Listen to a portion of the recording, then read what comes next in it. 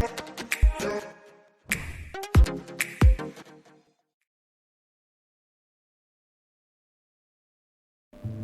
ਸ਼੍ਰੀ ਅਕਾਲ ਜੀ। ਅੱਜ ਮਿਤੀ 12 ਮਈ 2021 ਨੂੰ ਪਿੰਡ ਦੇਵੀ ਨਗਰ ਅਵਰਾਵਾਂ ਤੋਂ ਜੱਥਾ ਦਿੱਲੀ ਰਵਾਨਾ ਹੋਇਆ ਧਰਨੇ ਲਈ। ਰਸਤੇ ਵਿੱਚ ਨਾ ਕਿਵੇਂ ਉਹ ਸਾਰੀ ਵੀਡੀਓਜ਼ ਤੁਹਾਨੂੰ ਦਿਖਾਵਾਂਗੇ, ਫੋਟੋਜ਼ ਦਿਖਾਵਾਂਗੇ ਕਿ ਰਸਤਾ ਸਾਫ਼ ਸੁਥਰਾ ਹੈ, ਇੰਨੀ ਕੋਈ ਰੋਕ ਟੋਕ ਨਹੀਂ ਹੈਗੀ। ਤੁਸੀਂ ਕਦੇ ਵੀ ਉੱਥੇ ਜਾ ਸਕਦੇ ਹੋ, ਜਿੰਨਾ ਤੁਹਾਡਾ ਯੋਗਦਾਨ ਬਣਦਾ ਹੈ ਤੁਸੀਂ ਉੱਥੇ ਆਪਣਾ ਯੋਗਦਾਨ ਪਾ ਕੇ ਆ ਸਕਦੇ ਹੋ। ਜਿਵੇਂ ਵੀ ਤੁਹਾਡੇ ਸੇਵਾ ਕਰਨ ਦਾ ਮਨ ਕਰਦਾ ਹੈ ਉਹ ਤੁਸੀਂ ਉੱਥੇ ਸੇਵਾ ਕਰਕੇ ਆ ਸਕਦੇ ਹੋ, ਕਿਉਂਕਿ ਹੁਣ ਸਾਨੂੰ ਲੋੜ ਹੈ ਸਭ ਨੂੰ ਇਕੱਠੇ ਹੋਣ ਦੀ, ਏਕੇ 'ਚ ਰਹਿਣ ਦੀ। ਸਾਡੇ ਇੱਕ ਦੂਜੇ ਨਾਲ ਕਾਫੀ ਮਤਭੇਦ ਹੋ ਸਕਦੇ ਆ, ਮੇਰੀ ਕਿਸੇ ਨਾਲ ਨਹੀਂ ਬਣਦੀ, ਕਿਸੇ ਦੀ ਮੇਰੇ ਨਾਲ ਨਹੀਂ ਬਣਦੀ, ਹੈ ਨਾ। ਆਪਾਂ ਇਹ ਗੱਲਾਂ ਨਹੀਂ ਹੁਣ ਵਿਚਾਰ ਸਕਦੇ। ਉਹ ਸਾਈਡ 'ਚ ਇੱਕ ਪਾਸੇ ਕਰਕੇ ਜਿੰਨਾ ਵੀ ਹੋ ਸਕਦਾ ਤੁਸੀਂ ਆਪਣਾ ਯੋਗਦਾਨ ਇਸ ਧਰਨੇ ਨੂੰ ਦਿਓ। ਸਾਨੂੰ ਇਕੱਠੇ ਹੋਣ ਦੀ ਲੋੜ ਆ। ਦੇਖੋ ਬਿਲਕੁਲ ਸਾਫ਼ ਸੁਥਰਾ ਹੈ। ਤਕਰੀਬਨ 6 ਮਹੀਨੇ ਹੋਣ ਵਾਲੇ ਆ। ਸਾਡੇ ਕਿਸਾਨ ਭਰਾ ਸਾਡੇ ਨਾਲ ਦੇ ਸਾਰੇ ਉੱਥੇ ਜਾ ਕੇ ਬੈਠੇ ਆ ਔਰ ਆਪਣਾ ਯੋਗਦਾਨ ਪਾ ਰਹੇ ਆ। ਸਰਕਾਰਾਂ ਵੀ ਇਹੀ ਚਾਹੁੰਦੀਆਂ ਕਿ ਇਹ ਥੱਕ ਹਾਰ ਕੇ ਆਪਣੇ ਆਪਣੇ ਘਰਾਂ ਨੂੰ ਮੁੜ ਜਾਵੇ। ਤਾਂ ਸਾਡਾ ਵੀ ਕੋਈ ਫਰਜ਼ ਬਣਦਾ ਹੈ। ਮੈਂ ਦੇਖਿਆ ਕਾਫੀ ਆਪਣੇ ਪਿੰਡਾਂ 'ਚ, ਖਾਸ ਕਰਕੇ ਜਿਹੜਾ ਸਾਡਾ ਇਲਾਕਾ ਹੈ ਦੇਵੀ ਨਗਰ ਅਵਰਾਵਾਂ, ਮਾਣਕਪੁਰ, ਤਸੌਲੀ, ਢੇਲਪੁਰ, ਹੋਰ ਇਹ ਰਾਜਪੁਰੇ ਦੇ ਏਰੀਏ ਦਾ ਇਲਾਕਾ ਕਾਫੀ ਥੋੜ੍ਹਾ ਜਿਹਾ, ਮਤਲਬ ਮੈਂ ਇਹ ਨਹੀਂ ਕਹਿੰਦਾ ਕਿ ਇਹਨਾਂ ਨੂੰ ਮਤਲਬ ਕਿ ਫਿਕਰ ਨਹੀਂ ਆ ਆਪਣੀ ਜ਼ਮੀਨਾਂ ਦਾ, ਪਰ ਉਹ ਥੋੜ੍ਹਾ ਜਿਹਾ ਆਰਾਮ ਨਾਲ ਚੱਲ ਰਿਹਾ, ਠੰਡੇ ਬਸਤੇ 'ਚ ਪਾ ਕੇ ਚੱਲ ਰਿਹਾ ਵੀ ਚਲੋ ਜਿੱਤ ਹੀ ਜਾਣਾ। ਉੱਥੇ ਕਿਸਾਨ ਬੈਠੇ ਆ ਤਾਂ ਉਹ ਜਿੱਤ ਕੇ ਹੀ ਵਾਪਸ ਆਉਂਗੇ। ਮੈਂ ਵੀ ਕਹਿੰਦਾ ਹਾਂ ਕਿ ਜਿੱਤ ਕੇ ਵਾਪਸ ਆਉਂਗੇ, ਪਰ ਸਾਡੀ ਜਿਹੜੀ ਜ਼ਿੰਮੇਵਾਰੀ ਆ, ਜੋ ਸਾਡਾ ਫਰਜ਼ ਬਣਦਾ ਹੈ ਹਰ ਇੱਕ ਦਾ, ਚਾਹੇ ਉਹਦੇ ਕੋਲ ਜ਼ਮੀਨ ਹੈ ਚਾਹੇ ਜ਼ਮੀਨ ਨਹੀਂ ਹੈ, ਤਾਂ ਸਾਡਾ ਫਰਜ਼ ਆ ਇੱਕ ਰੋਟੀ, ਇੱਕ ਅਨਾਜ ਖਾਣ ਦੇ, ਜਿਹੜੇ ਮਤਲਬ ਬੰਦੇ ਖਾਂਦੇ ਆ ਨਾ, ਉਹਨਾਂ ਦਾ ਸਭ ਦਾ ਇੱਕ ਫਰਜ਼ ਆ ਕਿ ਅਸੀਂ ਇਸ ਤਾਨਾਸ਼ਾਹੀ ਜਿਹੜਾ ਹੁਕਮ ਸਾਡੇ ਤੇ ਥੋਪਿਆ ਗਿਆ, ਜਿਹਦੀ ਸਾਨੂੰ ਨਹੀਂ ਲੋੜ,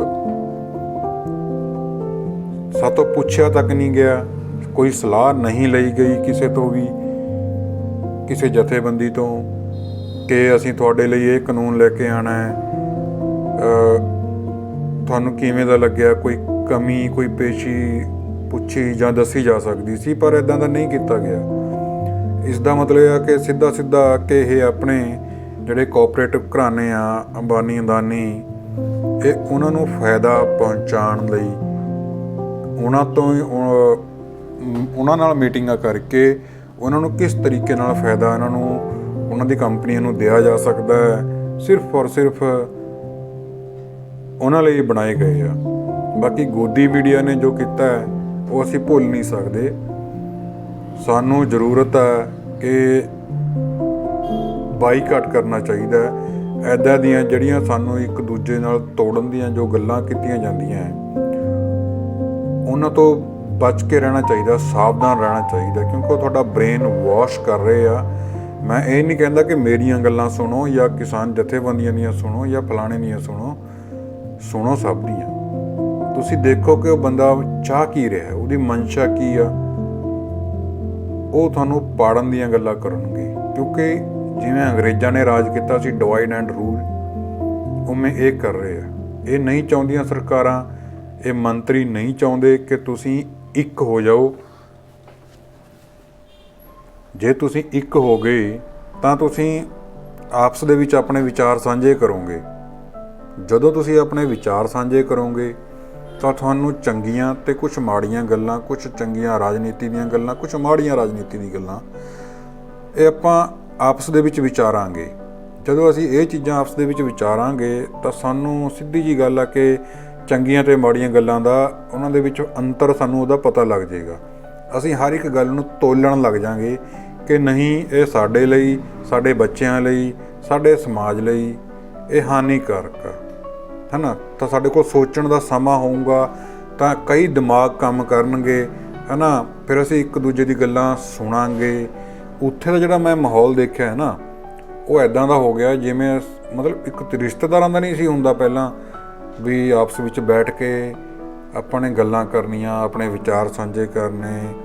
ਜ਼ਰੂਰੀ ਨਹੀਂ ਕਿ ਸਾਨੂੰ ਇੱਕ ਦੂਜੇ ਦੇ ਵਿਚਾਰ ਪਸੰਦ ਆਉਂਗੇ, ਪਰ ਸਾਡੇ ਸਾਹਮਣੇ ਤਾਂ ਆਏ ਨਾ ਵੀ ਫਲਾਣਾ ਬੰਦਾ ਕੀ ਚਾਹ ਰਿਹਾ ਹੈ, ਕੀ ਨਹੀਂ ਚਾਹ ਰਿਹਾ। ਉਹ ਸਾਡੇ ਸਾਹਮਣੇ ਤਾਂ ਜਦ ਅਸੀਂ ਆਪਣੇ ਵਿਚਾਰ ਆਪਸ ਦੇ ਵਿੱਚ ਸਾਂਝੇ ਕਰੂੰਗੇ ਤਾਂ ਸਾਨੂੰ ਬਹੁਤ ਗੱਲਾਂ ਸਿੱਖਣ ਨੂੰ ਮਿਲਦੀਆਂ, ਚੰਗੀਆਂ ਵੀ ਮਾੜੀਆਂ ਵੀ। ਫਿਰ ਅਸੀਂ ਉਹਨਾਂ ਨੂੰ ਮਤਲਬ ਪਹਿਚਾਣ ਸਕਦੇ ਹਾਂ ਕਿ ਸਾਡੇ ਸਹੀ ਸਾਡੇ ਸਮਾਜ ਲਈ ਕਿਹੜੀਆਂ ਚੰਗੀਆਂ ਕਿਹੜੀਆਂ ਨਹੀਂ। ਅਤੇ ਸਰਕਾਰਾਂ ਇਹ ਨਹੀਂ ਚਾਹੁੰਦੀਆਂ, ਉਹ ਸਾਨੂੰ ਸੋਚਣ ਦਾ ਸਮਾਂ ਹੀ ਨਹੀਂ ਦੇਣਾ ਚਾਹੁੰਦੀਆਂ ਕਿ ਅਸੀਂ ਸੋਚ ਸਕੀਏ ਕਿ ਸਾਡੇ ਲਈ ਕੀ ਚੰਗਾ ਕੀ ਮਾੜਾ ਹੈ। ਸਾਨੂੰ ਇੰਨਾ ਬਿਜ਼ੀ ਕਰ ਦਿੱਤਾ ਸਾਡੀ ਲਾਈਫ ਨੂੰ ਕਿ ਸਾਡੇ ਕੋਲ ਸੋਚਣ ਦਾ ਸਮਾਂ ਹੀ ਨਹੀਂ ਹੈਗਾ।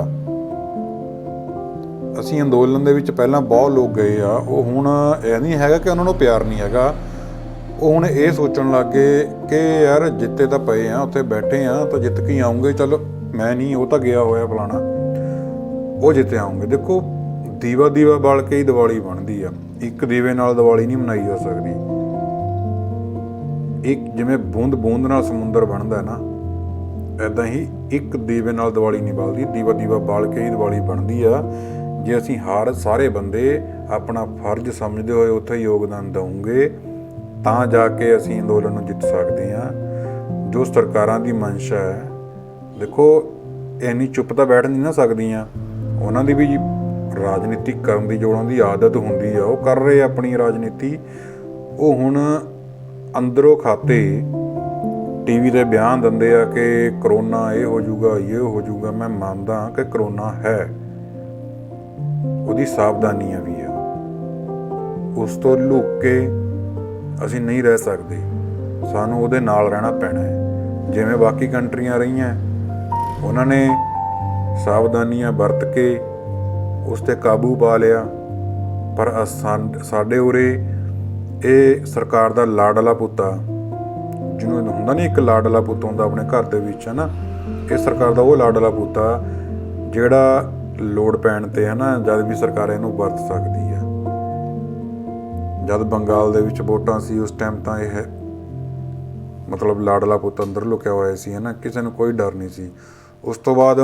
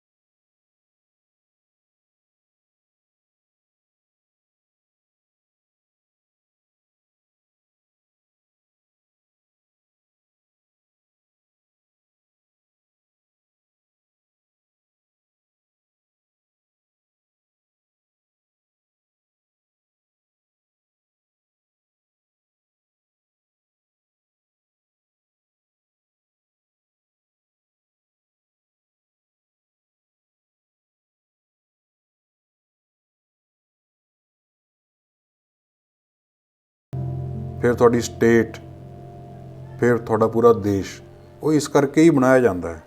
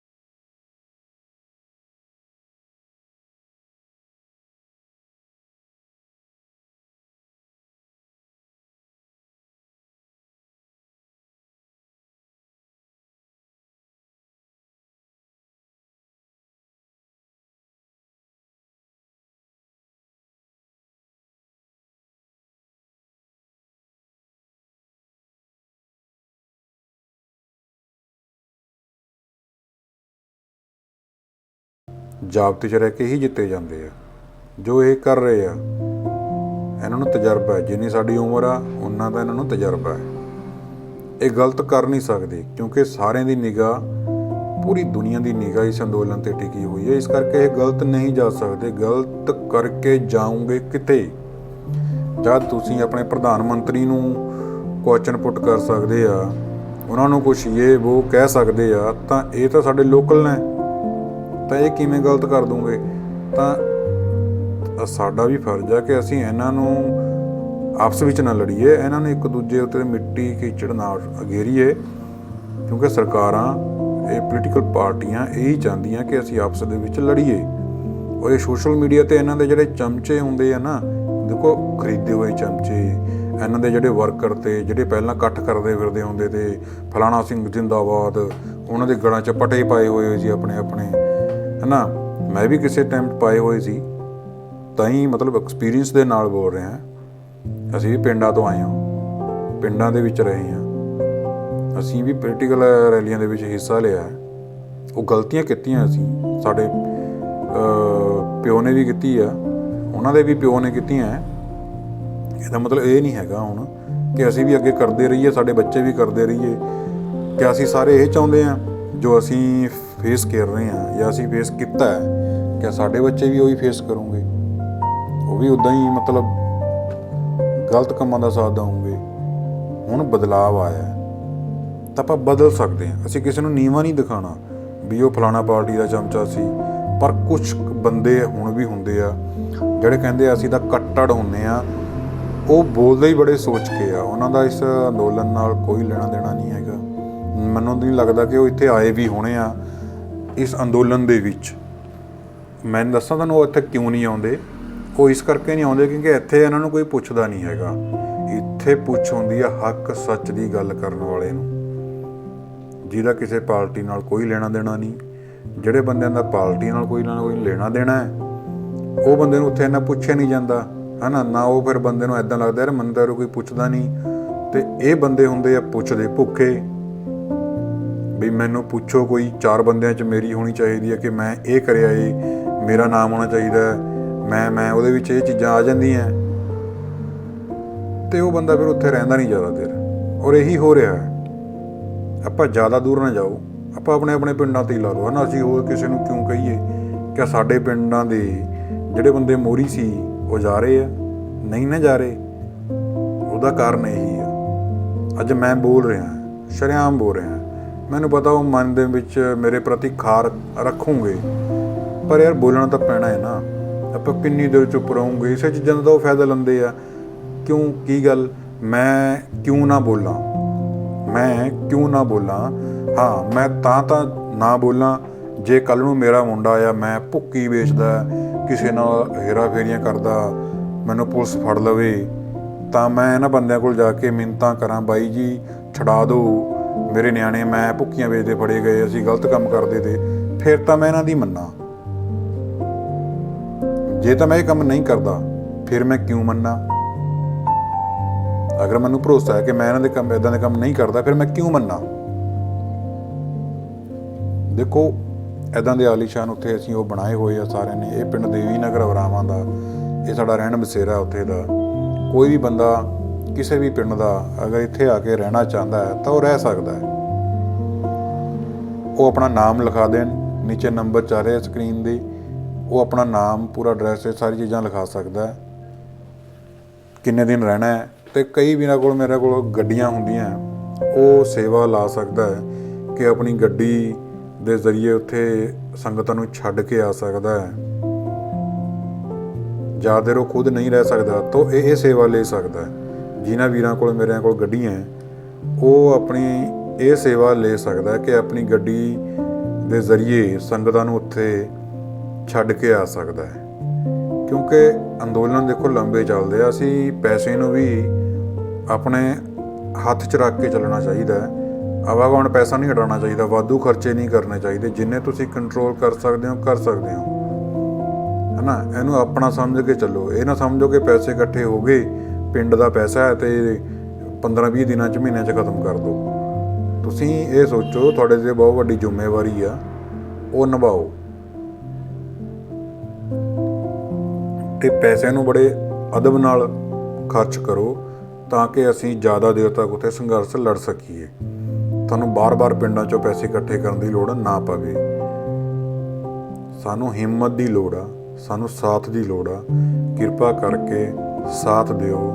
ਇੱਥੇ ਦੇਖੋ, ਆਓ, ਬੜਾ ਵਧੀਆ ਮਾਹੌਲ ਆ। ਹਰ ਟਾਈਮ ਗੁਰਬਾਣੀ ਚੱਲ ਰਹੀ ਹੁੰਦੀ ਹੈ, ਭੋਗ ਪੈਂਦੇ ਆ, ਸਾਰਾ ਕੁਛ ਸੇਮ ਉੱਦਾਂ ਹੀ ਹੁੰਦਾ ਹੈ ਜਿਵੇਂ ਸਾਡੇ ਪਿੰਡਾਂ 'ਚ ਹੁੰਦਾ ਹੈ।